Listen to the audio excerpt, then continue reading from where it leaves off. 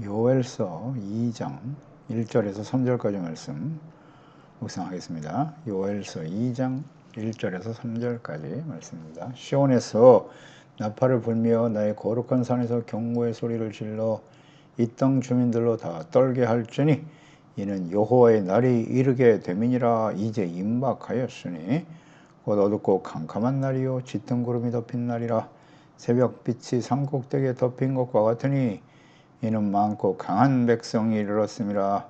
이와 같은 것이 옛날에도 없었고 이후에도 대대 없으리로다. 불이 그들의 앞을 사르며 불꽃이 그들의 뒤를 태우니 그들의 예전의 땅은 에덴 동산 같았으나 그들의 나중의 땅은 황폐한 들 같으니 그것을 피한 자가 없도다. 아멘. 임박한 여호와의 날.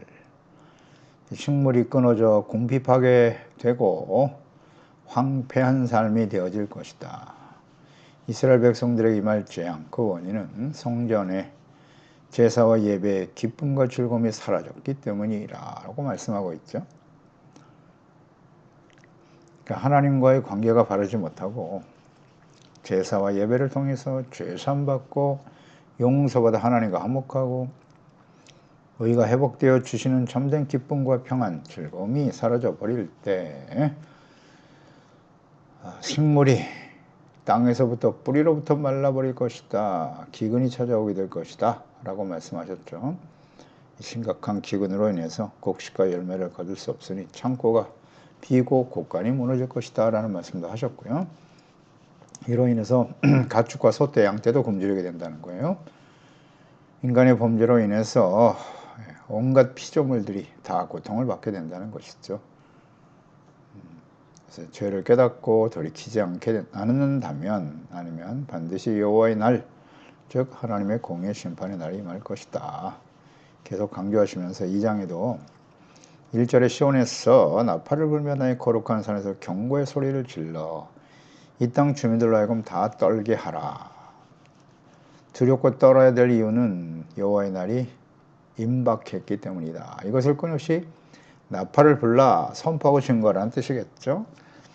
알게 하라는 거예요. 알게 하라. 시온산, 시온에서 혹은 거룩한 산, 예루살렘이죠. 성전에서 나팔을 불어야 된다. 나팔 소리는 경고죠. 경고의 음성이죠. 민수기 10장 9절에 보면 또 너희 땅에서 너희가 자기를 압박하는 대적을 치러 나갈 때 나팔을 크게 불어라. 그리하면 하나님 여호와가 너희를 기억하고 너희의 대적에게서 구원할 것이다. 전쟁에 나갈 때 하나님 앞에 나팔 분다, 기도한다는 의미겠죠. 그럴 때 하나님의 도움이 되어 주실 것을 약속하셨고요. 또 민수기 31장 6절에도 보면 제사장들이 나팔을 불어서 함께 전쟁에 나갈 때 이 나팔을 불고 나갔단 말이에요. 전쟁에 대한 경고의 나팔이기도 하고 하나님께서 우리와 함께 하신다. 함께 하심으로 이 전쟁에 임할 때 우리가 승리할 것이다. 그런 의미의 말씀인 거죠. 나팔의 의미는 그런 거예요. 그래서 하나님의 공의 심판이 임박했음을 나팔을 불어 알리게 하라는 거죠. 오늘날도 나팔을 불어야 되는 거예요. 그래서 이 나팔 소리를 듣고 구원을 온전히 이루어 나가야 합니다. 나팔 소리가 들리면 회개하고 돌이키면 되니까요. 준비된 사람들이 하나님의 구원의 은혜에 참여하게 되겠죠. 다시 오실 예수님 역시 마찬가지예요. 하늘에서 나팔 소리와 함께 강림하실 거라고 약속하셨죠. 살전 4장 16절이야 주께서 호령과 천사장의 소리와 하나님의 나팔 소리로 친히 하늘로부터 강림하실 것이다. 죽은 자들이 먼저 일어나고 살아남은 자는 구름 속으로 끌어올린다. 공중에서 주를 영접하게 될 것이라고 놀라운 비밀을 말씀해 주셨죠. 우리가 항상 주와 함께 있으리라. 영원한 하나님의 나라를 우리 인도하시겠다는 겁니다. 나팔 소리 함께 올라가는 거예요. 강림하실 때 이 땅에 남는 자에게는 무서운 심판이 나팔이 되겠죠. 그래서 요한계시록에 보면 이늘 때는 심판이 끝난 이후에 나팔 소리와 함께 심판이 쏟아지거든요. 그러니까 나팔 소리와 함께 예수 그리스도와 재림에 참여하여 재림하실 주님을 맞이하고 영광스러운 하나님의 나라에 올라가는 천상에 속한 사람과 들림받지 못하고 이 땅에 버려진 사람들에게 들려지는 나팔소리는 심판의 나팔소리가 될 것이다 라는 거죠. 네. 나팔소리와 함께 심판이 임한다. 네. 이 마지막 때에도 분명히 하나님께서 이와 같은 일들이 벌어질 것이다. 예수님께서 마태복음 24장 29절 이하에 말씀하셨어요. 그날 환난 후에 해가 어두워지고 땅에 달이 빛을 내지 않고 별들이 하늘에서 떨어질 거라고. 하늘의 권능들이 흔들린다고 하시면서 인자의 징조가 하늘에서 보이겠고 그때 땅의 모든 족속이 통곡할 것이다. 그들이 인자와 구름을 타고 능력과 영광으로 오는 것을 보리라. 그가 큰 나팔 소리와 함께 천사들을 보낼 것이고 그들이 그의 택하신 자들을 하늘 이 끝에서 저 끝까지 사방에서 모으리라. 예수님이 직접 하신 말씀이니까요. 예수님이 강림하실 때 나팔 소리와 함께 천사들을 보내사 택한 자들을 불러 모으신다. 알곡을 거두시겠다는 것이요. 그리고 나머지 이 땅에 남은 자들은 그 나팔 소리와 함께 심판에 처하게 될 것을 말씀하십니다. 주님의 재림과 마지막 심판의 날이 임박하였음을 우리는 끊임없이 외쳐야 돼요. 이 나팔 소리는 경고의 나팔 소리죠. 주님이 곧 임하신다. 여호와의 날이 곧 임할 것이니. 뭐 어렵습니까? 그 나팔 소리를 들으면 회개하고 돌이키라는 거잖아요. 하나님과 함께 하나님이 함께 싸워줘야 이 전쟁에서 이길 수 있는 거예요. 우리 그리스도인의 삶은 끊임없는 영적 싸움이에요. 사람들과 싸우는 것이 아니라 배후의 역사는 악한 원수 마귀와의 싸움인 것이죠. 이 전쟁 나팔 소리를 항상 들을 수 있어야 돼요. 그래서 어떻게 해야 이기느냐? 하나님의 전신갑주로 무장하자. 그럴 때 하나님의 함께 하심으로 이기게 하신다. 하나님의 자녀들의 영적 싸움의 승리의 관건은 내가 나의 능력과 힘으로 이기는 게 아니에요. 나의 믿음이 아니라 하나님이 함께 하실 때만이 이길 수 있어요. 그러니까 주님이 다시 이 땅에 임하실 것이다. 이건 뭐 분명한 하나님의 약속이고요. 이루어지겠죠. 이것을 위해서 준비되어져야 한다고 나팔을 불어야 되는 거죠. 2절에 곧 어둡고 캄캄한 날이요. 그날은 하나님 여호와의 날이에요. 공의 심판의 날은 어둡고 캄캄한 날이다. 구름이 덮인 날이 될 것이다. 그렇겠죠. 오랫동안 하나님이 기다리시고 인내하셨는데 회개하고 용서해 주실 것을 기다렸으나 하나님의 자녀들이 이를 거부했잖아요. 긍휼 없는 심판이 임하니 어둡고 캄캄한 절망이 덮이겠죠. 산꼭대기 덮인 것과 같은 이는 많고 강한 백성이 이르렀다. 이와 같이 옛날에도 없었고 이후에도 이와 같은 일은 없을 것이다.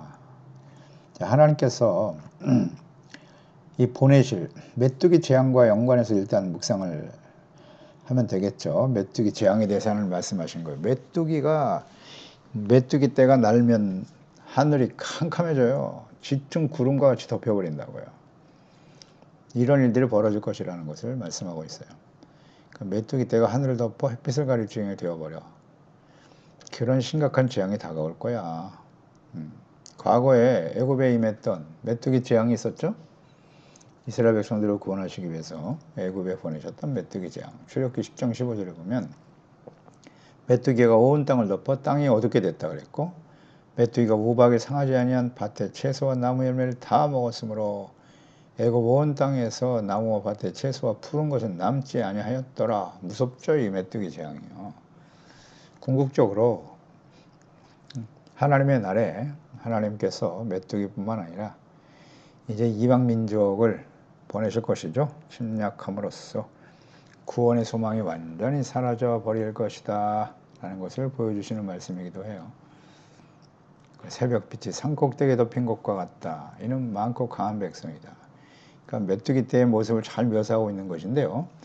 새벽빛은 메뚜기 떼의 날개에 반사된 빛을 묘사하거나 혹은 새벽 여명이 온 세상을 덮은 것처럼 메뚜기 떼가 산 위에 덮이는 것을 의미한다라고 볼 수 있겠죠. 이런 메뚜기 재앙의 현상은 정차 도래할 하나님의 심판이 얼마나 무섭고 신속하게 임할 것인가라는 것을 잘 보여주고 있는 말씀이에요.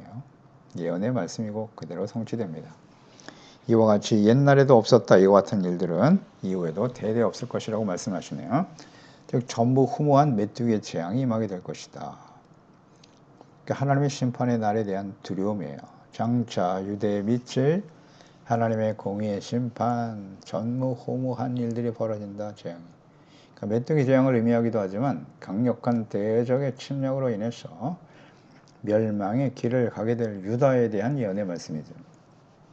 장차 일어나게 될 바벨론의 침공으로 멸망하게 될 예루살렘. 매우 두려운 일이죠. 이 요엘 시대에 이제 BC 840년경인데 유다의 멸망이 BC 586년이잖아요. 300년 전에 이미 하나님께서 예언하신 말씀이에요. 경고와 교훈을 얻으라고 말씀하셨죠. 충분히 하나님께서 사전에 이와 같은 일들이 일어날 것을 말씀하셨는데 문제는 이 말씀에 대한 진실한 깨달음과 이해가 없죠. 교훈을 얻지 못하기 때문에 역사적으로 그 길에 가고 말죠. 그러니까 하나님께서 말씀하신 전무후무한 이 재앙, 즉 바벨론의 침공에 대해서 예언했던 예레미야 9장 7절에 보면 만군의 여호와께서 이와 같이 말씀하셨다. 보라, 내가 내 딸 백성을 어떻게 처치할고 그들을 녹이고 연단할 것을 결정하셨어요. 그들의 혀는 죽이는 화살이고 거짓을 말하고 입으로는 그 이웃에게 평화를 말하나 마음으로 해를 꾸미고 있더라는 거죠. 내가 이 일들로 말미암아 그들에게 벌하지 아니하겠느냐? 내 마음이 이런 나라에 보복하지 않겠느냐? 여호와의 말씀이니라. 선포하시면서 이 성읍을 다 불태울 것이고 지나가는 자가 없을 것이고 가축의 소리가 들리지 않을 것이고 공중의 새도 짐승도 다 도망하여 없어질 것이다 라고 말씀하시면서 11절에 보면 내가 예루살렘을 무더기로 만들고 승냥이 굴이 되게 하겠다. 유다의 성읍들을 황폐하게 하여 주민이 없게 하리라. 살 사람이 없게 하신다는 거예요. 지혜가 있어서 이 일을 깨달을 만한 자가 누구냐? 여호와 입의 말씀을 받아서 선포할 자가 누구인고 이 땅이 어찌하여 멸망하여 광야와 같이 불타서 지나가는 자가 없게 되었느냐 탄식하게 되죠. 이런 일들이 벌어질 거라고 하셨고 그대로 이루어졌어요. 또 이러한 재앙, 전무후무한 이 재앙은 예수님을 십자가에 못 박고 멸망하게 될 예루살렘과 연결이 되죠. 바벨론 포로 이후에 돌아온 이스라엘 백성들은 또다시 하나님을 버리고 부패와 타락의 길을 가게 되죠. 그래서 하나님의 아들 그리스도를 직접 보내셨지만 예수님을 부인하죠. 그리스도로 인정하지 않습니다. 십자가에 못 박아버리죠.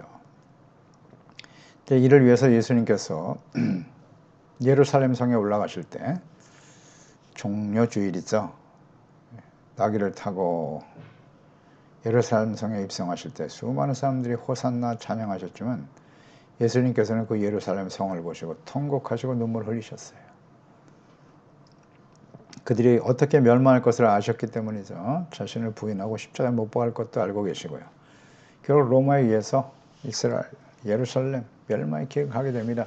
그래서 예루살렘 성전은 사라졌죠. 돌 위에 돌 하나 남지 않고 다 무너졌어요. 말씀하신 대로.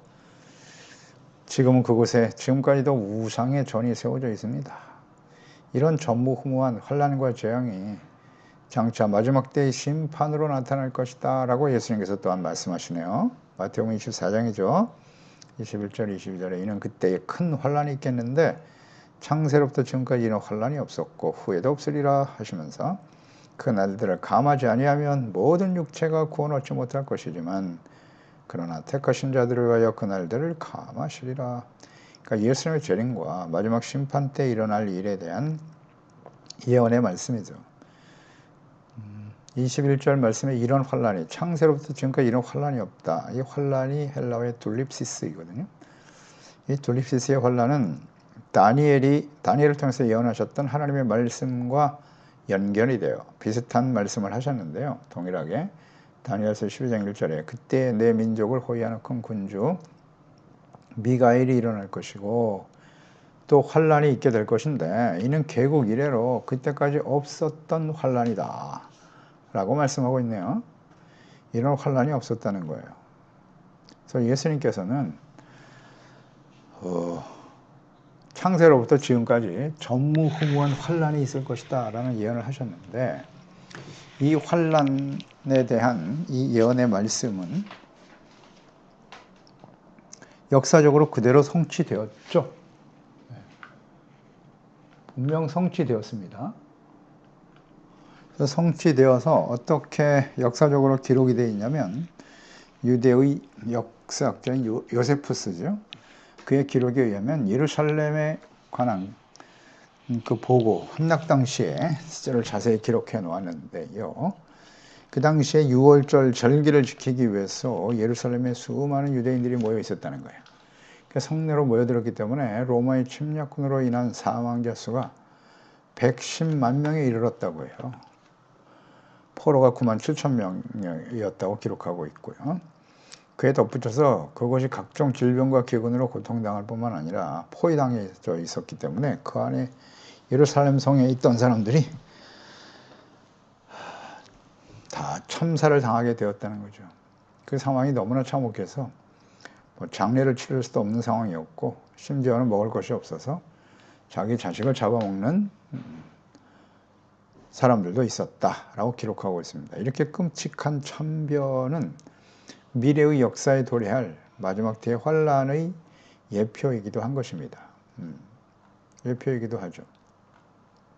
그러니까 이와 같은 일들이 장차 그들의 역사 속에 일어날 것을 주님이 아시죠? 창세 이후에 이와 같은 환란은 없다 라는 예언의 말씀들이 실제적으로 역사 속에 성취되고 이루어졌음을 잘 알 수가 있습니다. 그러니까 이들이 이 말씀을 주님께서 친히 하심으로써 하나님 앞에 앞으로 되어질 일을 알고 지혜롭게 준비하는 하나님의 자녀들이 되기를 간절히 원하셨죠. 오래전부터. 그러니까 하나님의 백성들이 어떻게 부패할 것을 너무나 잘 아시는 하나님이세요. 그리고 절대로 그와 같은 환란에 처하지 않기를 바라셨죠.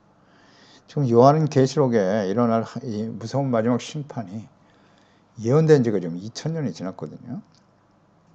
2000년이 지나도록 주님께서 지금 기다리고 계시는 겁니다.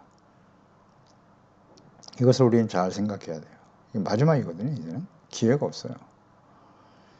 예수 그리스도의 재림과 계시록의 마지막 심판이 이 땅에 임할 것이니 이것을 미리 말씀하신 이유를 잘 생각해야 돼요. 정말 두렵고 떨리는 마음으로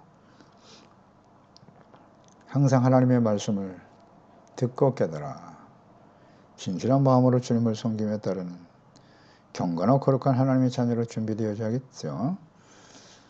여호와의 날이 임박했다. 항상 이런 생각을 가지고 살아야 돼요. 하나님의 자녀들은 이런 종말론적인 태도를 가지고 살아야 돼요.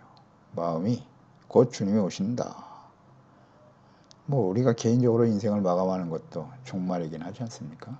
언제 우리의 삶이 끝날지 알 수가 있나. 그러니 항상 깨어 준비하는 것이 지혜로운 사람들의 태도죠.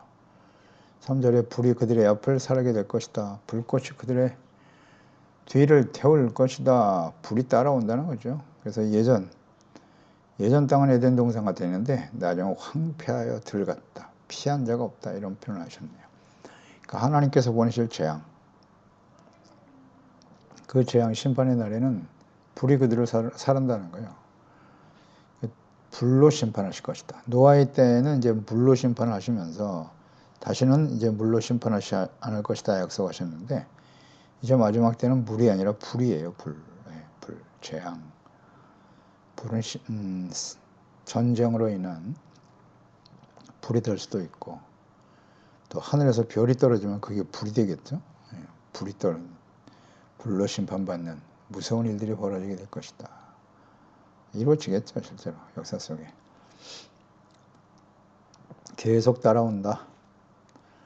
그래서 이 재앙에 대한 하나님의 예언의 말씀은 1차적으로는 가뭄이죠. 기근과 메뚜기 재앙으로 인해 발생될 그런 참혹한 상황에 대해서 말씀하신 것이고요. 이 메뚜기 떼와 가뭄이 불처럼 휩쓸고 갈 것이다 라는 말씀인데 요엘서 1장 19절에서 보았죠. 여호와여 내가 주께 불을 지주오니 불이 목장의 풀을 살라버렸고 불꽃이 들의 모든 나무를 살라버렸다 라고 말씀하거든요. 그러니까 이런 일들이 실제로 벌어지게 될 것이다 라는 겁니다. 그래서 그 결과로 인해서 하나님께서 왕이 되어 다스리는 평안과 기쁨이 충만했던 예루살렘, 에덴 동산과 같았죠. 에덴 동산은 하나님이 그곳에 계시고 친히 하나님의 다스림에 순종하는 하나님의 자녀들이 거주하는 곳이 바로 에덴 동산이죠. 그러니까 하나님이 가나안 땅을 아브라함에게 약속하신 근본적인 뜻, 하나님의 마음은 그 가나안 땅이 하나님이 왕이 되어 다스리시면서 그 하나님의 거룩한 백성들이 되어지기를 원하셨던 거예요. 아브라함이 그 후손들에게 복의 근원이 된다고 하셨는데요. 그 복의 근원이라는 건 복의 내용은 뭐냐? 왕이신 하나님의 다스림을 받는 의롭고 거룩한 하나님의 자녀 백성들이 되는 것이죠. 그래서 모든 사람들이 이스라엘을 보고 하나님의 백성들을 통해서 하나님을 인식하게 되고 깨닫고 그분의 말씀을 듣고 배워 하나님의 다스림을 받는 거룩한 하나님의 나라가 세워지기를 원하셨던 것입니다. 하나님의 거룩한 백성, 에덴 동산, 젖과 꿀이 흐르는 그 땅이 되기 위해서는 하나님의 말씀을 듣고 지켜 순종하는 삶이 필요했겠죠. 그래서 가나안 땅에 들어가기 전에 하나님께서 모세를 시내 산으로 불러오리시고 율법의 말씀을 주시고 성막, 죄를 깨닫고 용서받을 수 있는 길을 열어놓으신 거예요. 그래서 성막을 지켜야 하시고 거룩한 백성, 그러니까 하나님의 말씀을 모르면 하나님이 다스리시는 하나님의 나라 에덴 동산과 같은 복을 누릴 수가 없게 되는 거예요. 이 중요한 진리를 하나님의 백성들이 깨닫지를 못하네요. 그래서 하나님의 말씀을 버리고 하나님의 말씀과 뜻에 대해서 무지해요. 자신들이 얼마나 심각한 하나님 앞에서 죄인이라는 사실을 깨닫지 못해요. 그리고 하나님은 사랑의 하나님이실 뿐만 아니라 공의의 하나님이라는 사실을 몰라. 그러니 아무리 하나님의 말씀을 가르쳐줘도 마음이 완악해져요. 그래서 결국 에덴 동산과 같이 하나님의 다스림을 받는 온전히 순종하는 하나님의 거룩한 백성으로 하나님 전능하신 하나님의 보호하심과 인도하심 속에 참된 평안을 누리며 살아가야 할 하나님의 자녀들이 말입니다. 결국 멸망의 길을 갈 수밖에 없게 되었다는 것입니다.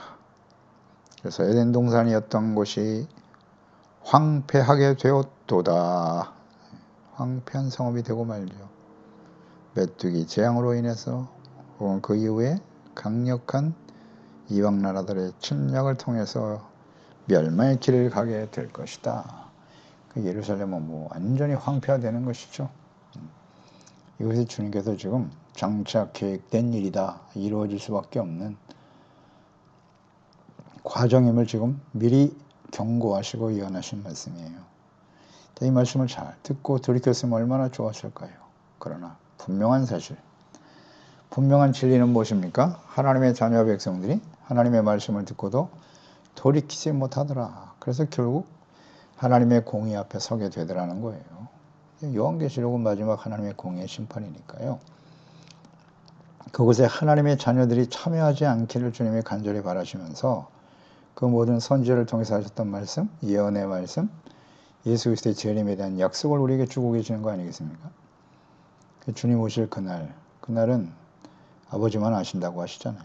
항상 깨어 준비되어지도록 하기 위한 하나님의 뜻인 것이죠. 우리는 이와 같은 자세로 이 마지막 때를 살아가야 합니다. 하나님의 말씀과 뜻은 반드시 성취될 것이기에 지혜롭게 준비하는 저희들이 되어야 할 것입니다. 기도하겠습니다. 하나님 아버지, 오늘도 주의 말씀을 통해서 하나님의 거룩한 주의 백성들이, 언약의 백성들, 하나님의 보호하심과 다스림과 인도하심을 통해 하나님이 주시는 의와 평강과 기쁨을 누리며 살아가는 에덴 동산과 같이 살았던 하나님의 자녀들이 어찌하여 이렇게 멸망의 길을 가고 황폐한 삶이 될 수밖에 없는가? 이것을 잘 생각해야 합니다. 하나님께서는 이미 작정되었다고 하셨어요. 이와 같은 일들이 일어날 것이다. 그런 거로 하나님이 공의의 하나님이심을 잘 인식하고 이 말씀을 하신 이유가 무엇이겠습니까? 하나님의 공의의 심판에 직면하지 않도록 하라. 그날이 임박했다고 말씀하고 있지 않습니까? 하나님의 공의가 하나님의 그 사랑임을 생각합니다. 즉시 하나님이 심판하지 아니하시고 이 말씀하신 이후에 300년, 거의 300년 가까운 시간을 참고 인내하시다가 바벨론에 의해서 멸망의 길을 가게 되었고 그 이후에 예수 그리스도를 보내심으로써 또한 이 말씀이 성취되었습니다. 우리는 역사를 통해서 확인할 수 있는 바입니다. 이 전무후무한 환난과 재앙이 이제 예수 그리스도의 재림과 요한계시록의 마지막 심판, 예언된 모든 말씀들이 역사 속에 성취되어질 것입니다. 하나님의 자녀들이 돌이키지 못하고 결국 하나님의 공의 앞에 서게 된다는 이 사실이 우리를 슬프게 하기도 하고 또 두렵게 하기도 합니다. 주님, 이 말씀을 들은 저희들 지혜롭게 잘 준비되어서 하나님의 다스림을 받는 의롭고 거룩한 하나님의 백성이 될 수 있도록 주야로 하나님의 말씀을 묵상하는 것을 즐거워하고 그 말씀 앞에 드러난 우리의 잘못을 버리고 의롭고 진실된 하나님의 자녀로 하나님의 다스림을 받는 그 안에서 참된 평안과 기쁨을 누리며 살아가는 우리 모든 지체와 가족들 자녀들이 되게 하소서. 예수님의 이름으로 기도드리옵나이다. 아멘.